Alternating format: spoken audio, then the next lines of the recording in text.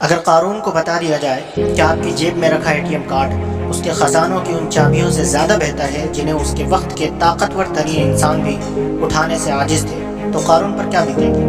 اگر کسریٰ کو بتا دیا جائے کہ آپ کے گھر کی بیٹھک میں رکھا صوفہ اس کے تخت سے کہیں زیادہ آرام دہ ہے، تو اس کے دل پر کیا گزرے گی؟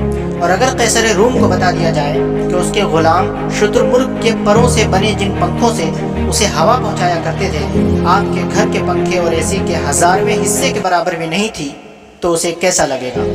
آپ اپنی خوبصورت کار لے کر ہلاکو خان کے سامنے پھراٹے بھرتے ہوئے گزرے، کیا اب بھی اس کے اپنے گھوڑوں پر غرور اور گھمنڈ ہوگا؟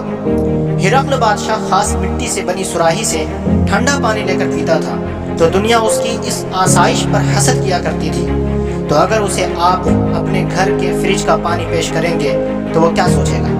خلیفہ منصور کے غلام اس کے لیے ٹھنڈے اور گرم پانی کو ملا کر غسل کا اہتمام کرتے تھے، اور وہ اپنے آپ میں پھولا نہیں سمایا کرتا تھا۔